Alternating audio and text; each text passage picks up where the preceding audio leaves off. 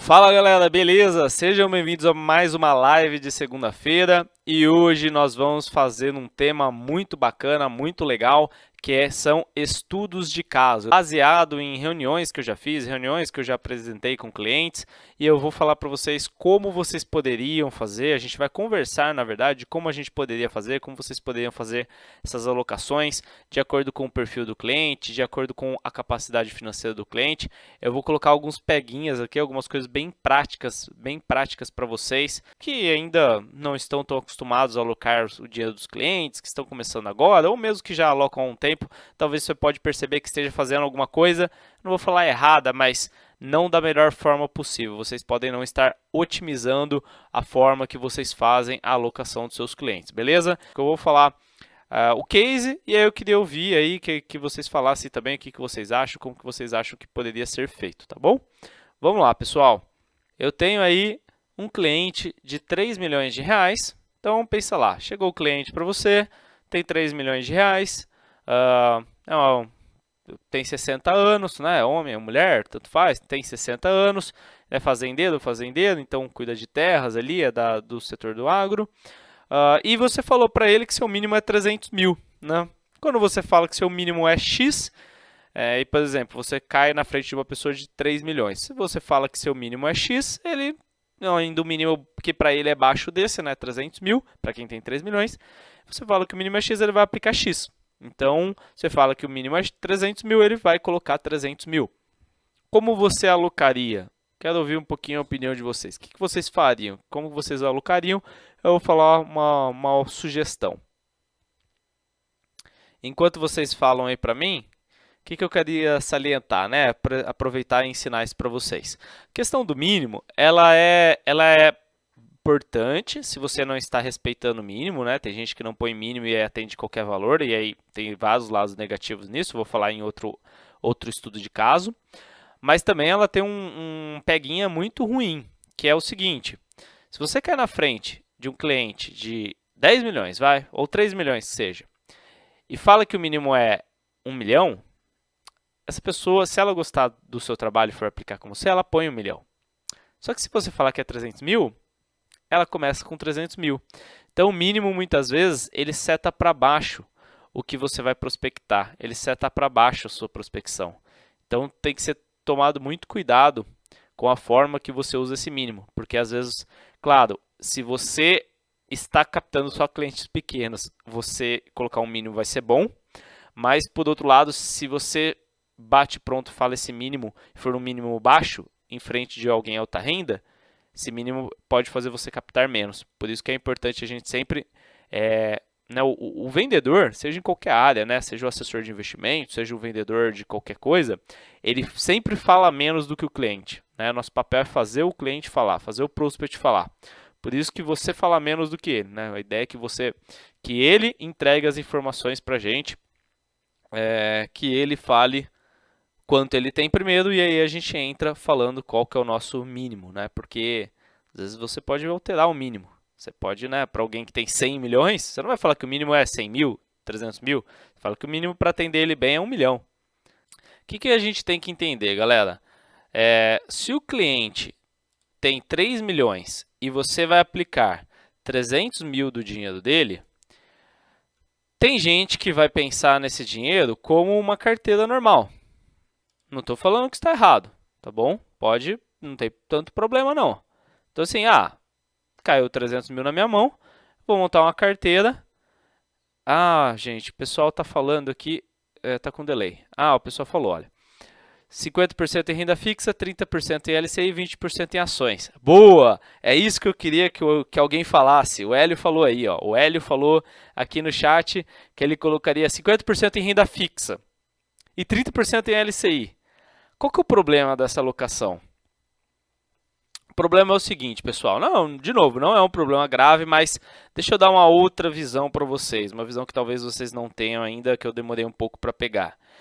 Se você atende um cliente de 300 mil, que está investindo de 3 milhões, que está investindo 300 mil com você, isso significa que você está trabalhando com 10% do portfólio dele. Você está trabalhando com 10% do portfólio desse cliente.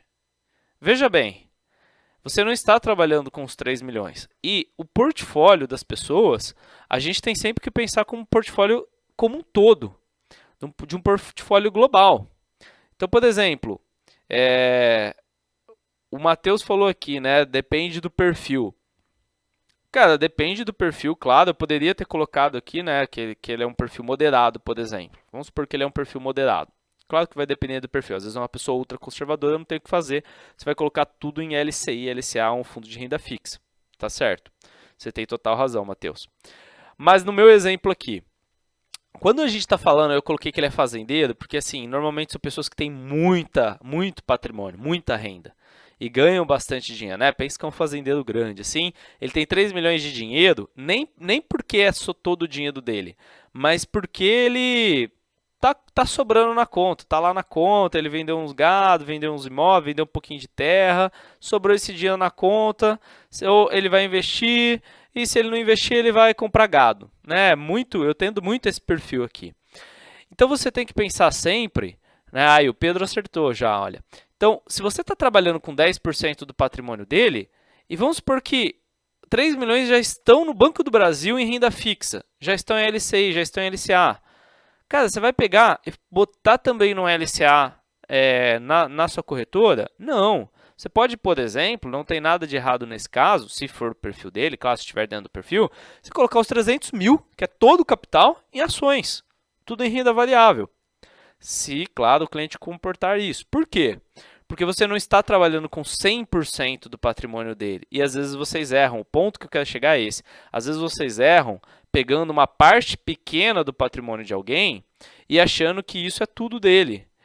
Enquanto, na verdade, você está trabalhando com 10% do patrimônio dele, com 5% do patrimônio dele. Sempre que a gente vai alocar um patrimônio de um cliente, a gente tem que pensar no todo. Então, poxa, se ele tem 3 milhões, os outros 2 milhões e 700 já estão lá no banco em renda fixa, você pode, deve ou sugira pelo menos colocar esse capital que está com você em renda variável, multimercados, internacional, inflação, em qualquer coisa que não seja exatamente igual ao que ele tem lá no banco.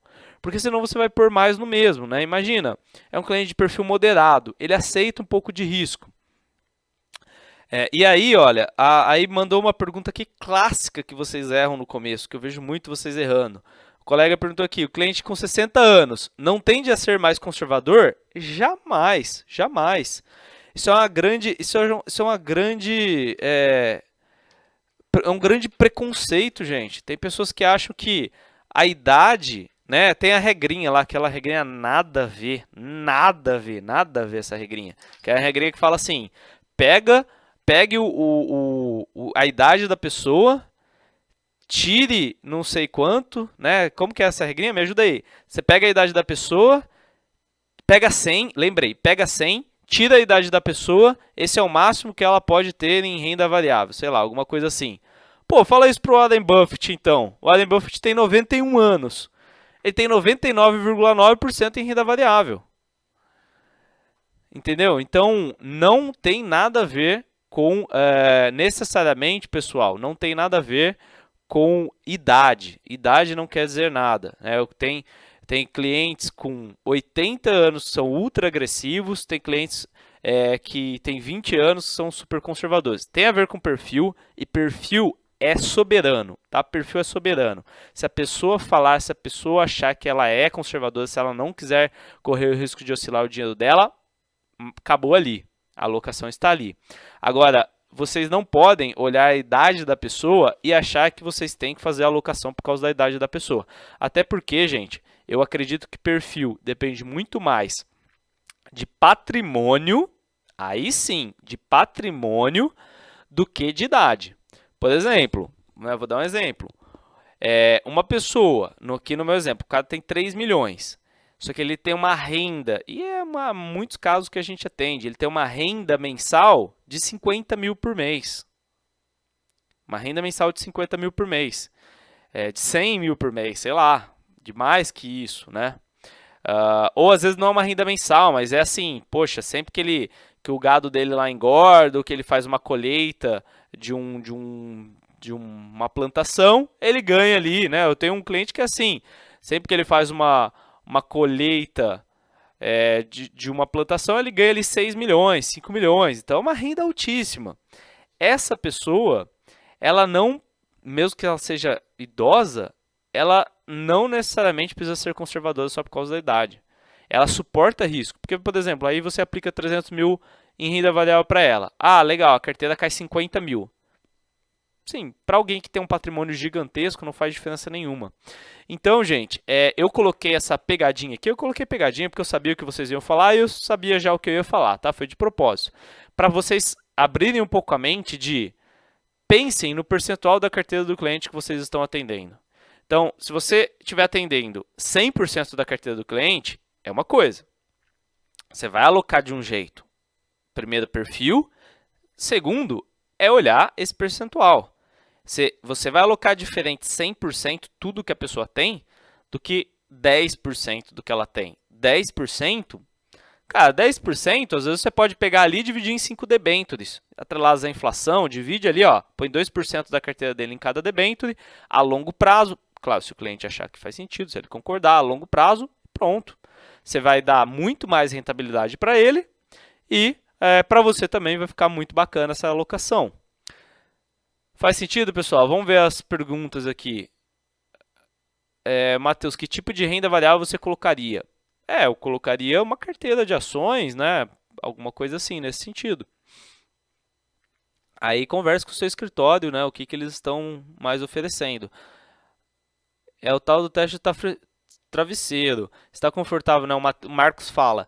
É o tal do teste de travesseiro. Está confortável com a colocação em renda variável? Segue a vida. É isso. Então, o que eu coloquei esse exemplo único e exclusivamente para falar o seguinte para vocês, pessoal.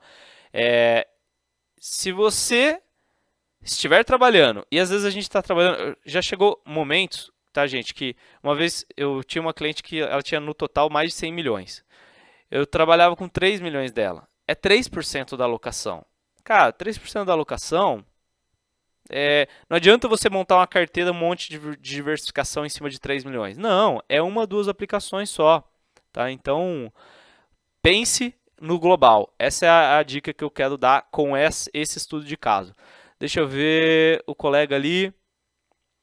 Com a limitação de pontuação de risco implementada recentemente, ficou mais difícil de alocar. Eduardo, cara, muito assessor está caindo, fica nessa preocupação aí da pontuação de risco. Cara, a pontuação de risco ela é diferente de perfil. Ela pode ser alterada direto do aplicativo. Então, o que eu já fiz com todos os meus clientes... Cara, logo que saiu a pontuação de risco, eu sempre estou antenado com as novidades da plataforma. Isso é uma coisa que eu recomendo para vocês. Cara, vocês têm que saber 100% o que está acontecendo na plataforma de investimento de vocês. Eu sou um cara que eu vejo assim, na média eu acompanho muito mais do que meus colegas. Então, esse negócio da pontuação, eu fui o primeiro, já fiz tudo isso, já acertei com todos os meus clientes, nunca tive problema com isso.